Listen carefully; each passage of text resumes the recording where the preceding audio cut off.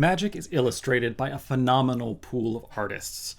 But considering the sheer number of new sets and special art treatments, there is so much great art produced for this game that even the most dedicated Magic player isn't going to have time to look very closely at most of it.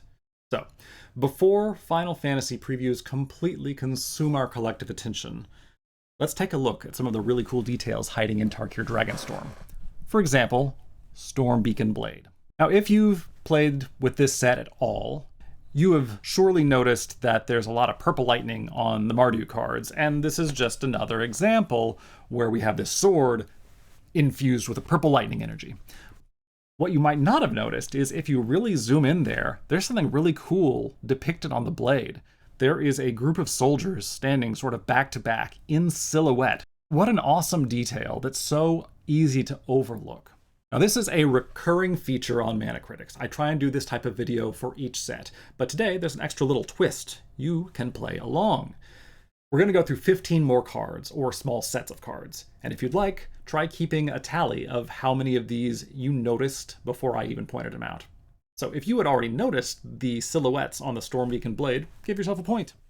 Then at the end of the video, post your score in the comments for bragging rights, or to demonstrate to me that I need to be working harder to find actually obscure details in this art. Since this is Tarkir Dragonstorm, let's start with some dragon cards, or dragon-adjacent cards, the Exhales specifically, which are the cycle of common removal spells, which are either cheaper to cast or more beneficial to cast if you behold a dragon. And the art for each of these is actually pretty interesting. But the one I really want to look at is Dispelling Exhale, the blue one. But you know what? No. I want to do runner-up first, Osseous Exhale. First of all, it's kind of weird that we had Magic for about 30 years, never saw the word Osseous anywhere. Then we get Osseous Stick Twister in Duskmourn, and then 6 months later we get another Osseous card, Osseous Exhale. But aside from being a very uncommon word, Osseous also has a very odd meaning, which is turned to bone. If you had just glanced at the Osseous Exhale while flipping through cards, you might very well have thought, oh, it's a white card that does damage. That's just like Holy Fire or something. But no, if you look closely, you'll find that the orc who is the target of this attack is becoming coated in bone. Super weird and creepy. I like it. But anyway, back to the Dispelling Exhale. I had seen this card many times in draft. I do a lot of drafts. I'm like 62 in. And I had realized, of course, that the central figure is being sort of, vanished out of existence. It's a counterspell. But what it took me quite a while to notice was the dragon head that's actually doing the exhaling. And look at this guy. He's sort of modeled on a shark, but like with hands doing this? But I mean, sharks don't have hands, but what's going on there?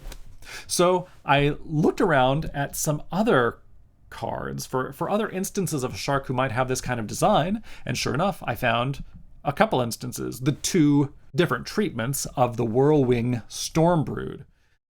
And this brings up another interesting point, which I've made in other videos before, which is we can see through the final art that there must be some concept art provided to the final art artists, because look how similar, how consistent the design of this type of dragon is between the two. We have the head that is very clearly patterned after a shark, including with a dorsal fin on the neck, but we have these plates, barbed, toothed plates on around the cheeks, essentially. And I think it's pretty clear that this is the type of dragon that's being portrayed here on Dispelling Exhale. But the one on Dispelling Exhale is way funnier. I just love this guy. He's like, hey, you don't exist. Oh no, you're right. Anyway, moving on. The Dragonologist. I love this card. It is just beautiful. And fortunately, this is one where I was able to find a high resolution version posted by the artist. Everything about this piece is beautiful. I particularly love the floating lanterns. But the real cool hidden detail is the specific dragons here around the room are represented in the other cards in the set.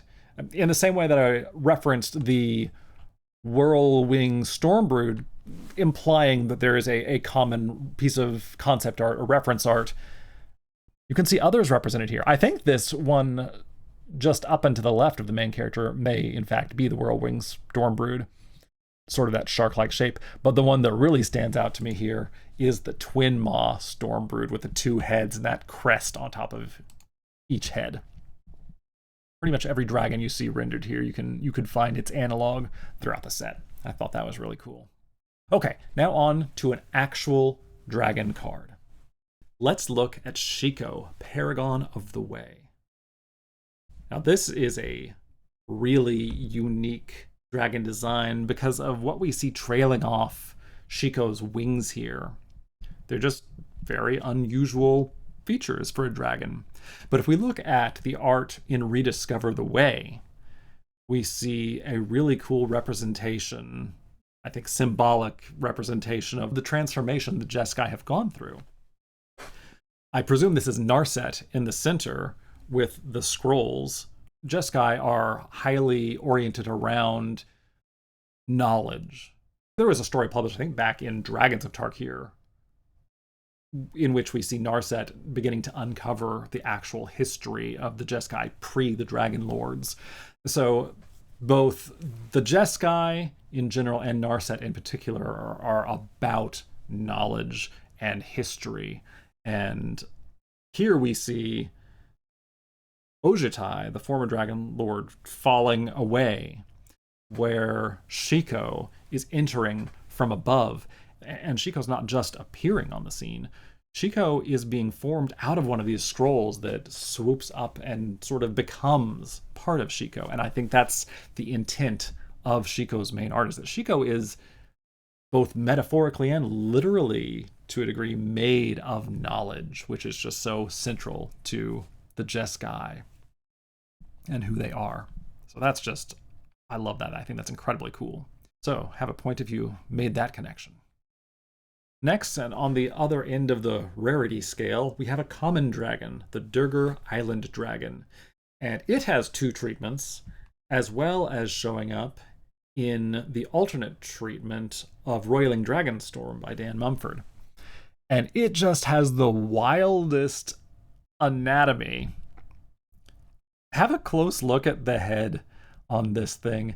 It's got this weird fatty protuberance, which is sort of like a beluga whale's fat cap, as well as these whiskers that to me they read sort of like catfish whiskers. That's the only real world analog I can find for this, but they have both one on each side projecting from right below their eye, and on the standard art it looks slightly rigid. On the alt art it looks more floppy, but they have this protuberance, this whisker coming out from just below their eye on each side, and the fat cap seems to extend into tentacles or whiskers on both sides. What a bizarre look, but it's so cool, and it has a really distinctive feel. So yeah, I like that too. And finally, wrapping up the dragon section, a card that's not actually dragon type, but is depicting primarily a dragon.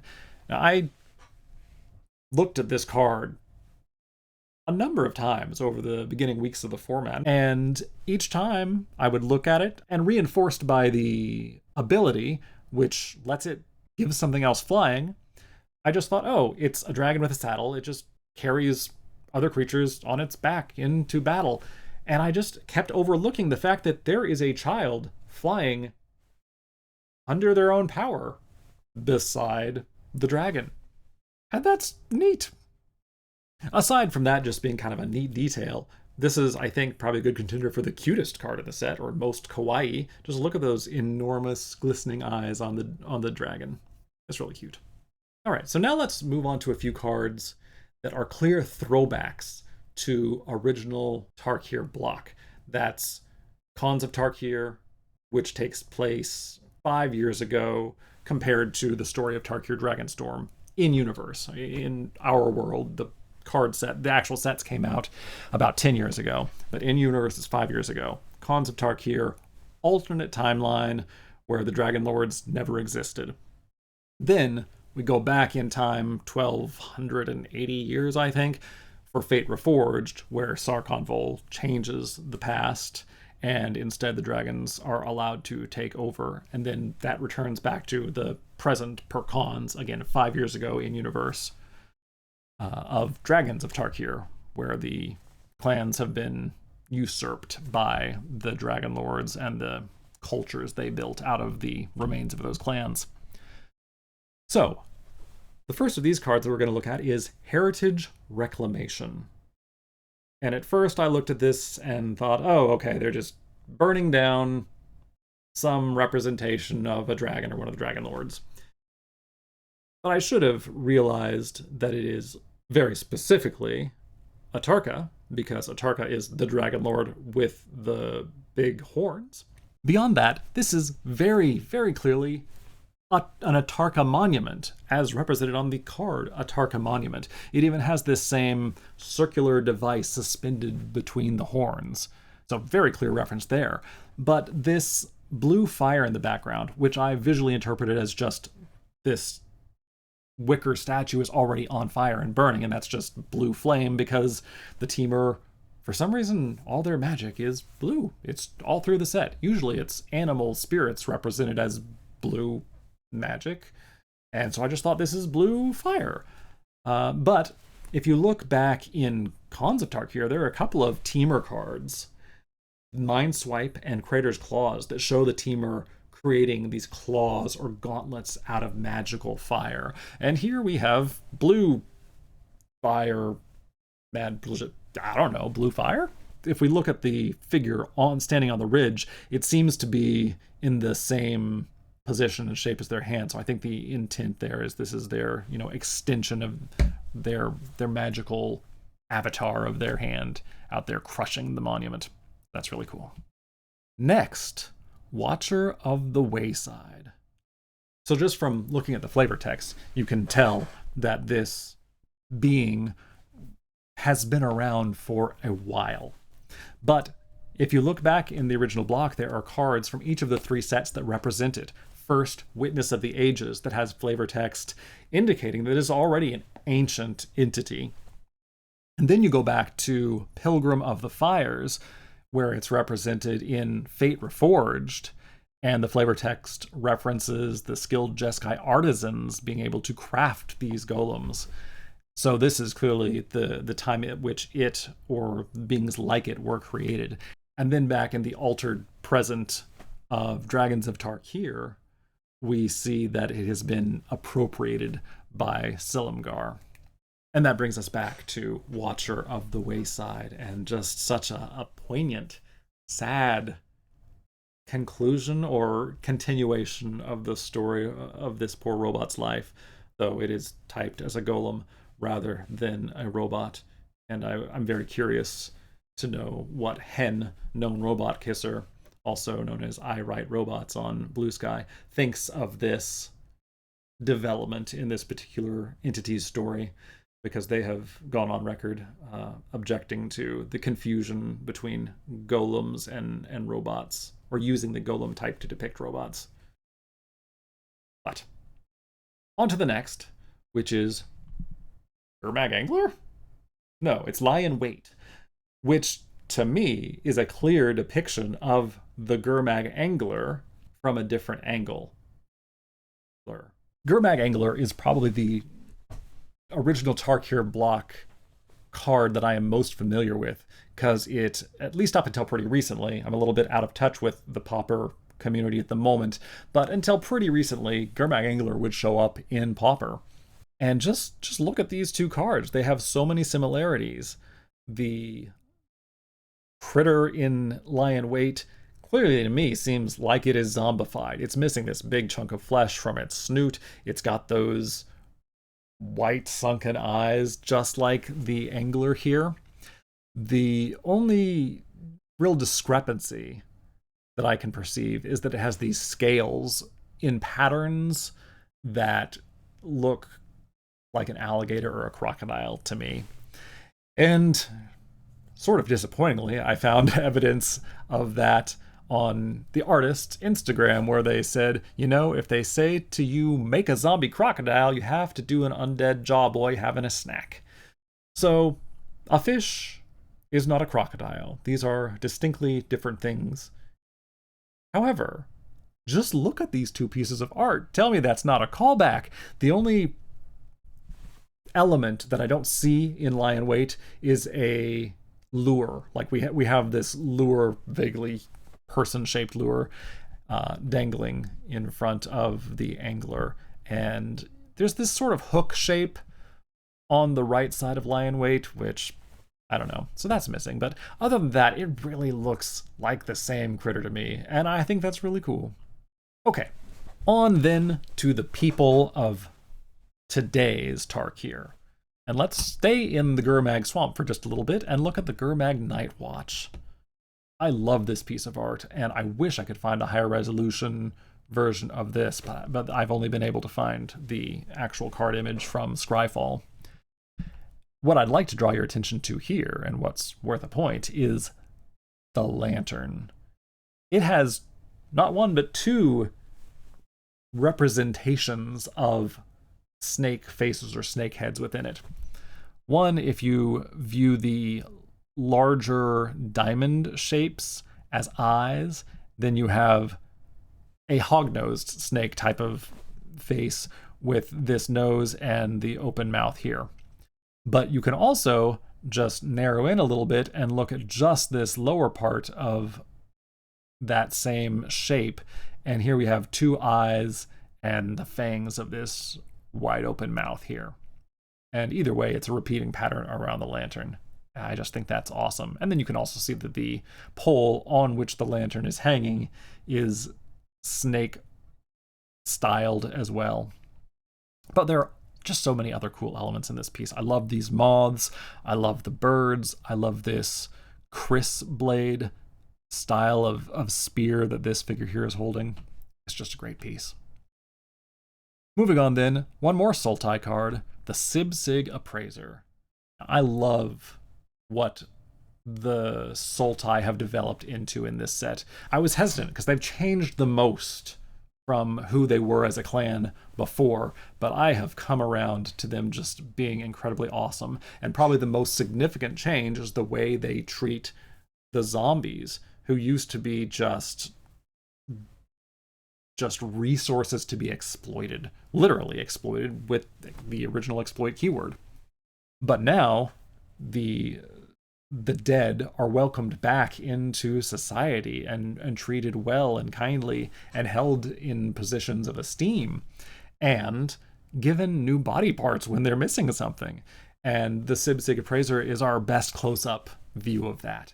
I think even at card size, you can see their jaw has been replaced with jade and their left hand as well. But this is another one I was able to find a high resolution image for, and look at this replacement of the right side of their face with the jade eye surrounded by gold and the gold nose as well. It's just all so beautiful. So give yourself a point if you had picked up on all of that. All right, next one is the intersection of two cards. One actually not from the main set, but from the Commander set, and that's Salt Road Skirmish and Felathar the Steadfast. And look at this critter that Felathar is riding on and that's in the foreground of the skirmish. I just love it. I love pangolins. I wish there were more pangolin cards. I think there are 3 in the game.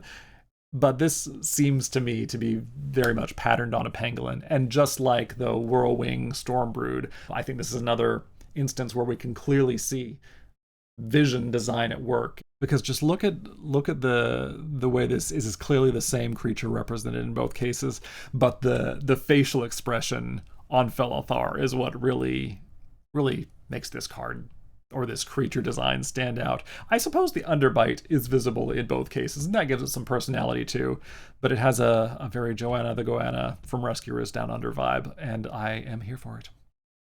All right, now let's move on to orcs.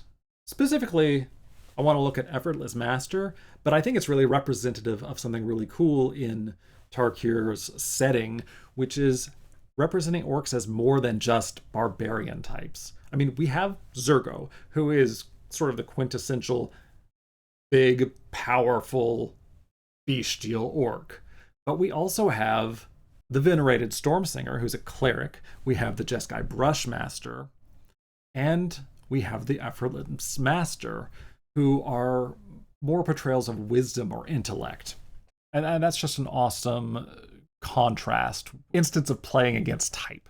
So the Effortless Master in particular, the detail that I wanted to point out. When I was just looking at this at card size, I thought this is a figure balancing on the railing of the Kori Mountain Monastery, which is, you know, impressive and intimidating all on its own, because this is way high up in the mountains. But no, when you look closely, they are balancing not on the railing, but on the flat blade of a sword, which implies there's a lot more going on here than just some cool balancing. You know, this is bringing in some real magic to the effect. Next, back to the Mardu. And here we have Hardened Tactician. And I am embarrassed at how many times I looked at this card before realizing that the main figure is missing their left arm. And this is just a wonderful example of all the pieces of the card tying together. Hardened Tactician.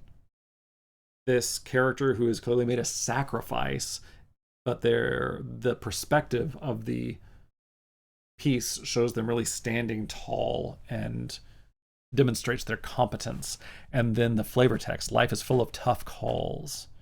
We honor the dead today to make better decisions tomorrow. So I get this sense that this figure does not regret whatever happened. They view it as, you know, the result of a tough decision, a instance of noble sacrifice. And all of these things just flow together. And the mechanic of sacrificing tokens to draw cards, that is just a great cohesive card right there. So then moving on to another element of the Mardu, and this we see across a few different cards, and it's peculiar types of mounts for Mardu Cavalry. The first being spiders. On Zurgo's Vanguard, we very clearly see an Einok riding a tarantula, but then on the left side of Roiling Dawnbringer, we see another instance of spider cavalry. And then on All Out Assault, which is another card for which I was able to find a nice high-resolution version, there are just a ton of cats. Big cat mounts. And not necessarily big cats in the sense of like lions and tigers, though in the lower left here, I think this is supposed to be a iridescent tiger. But the rest of them look like domestic cats, just real big.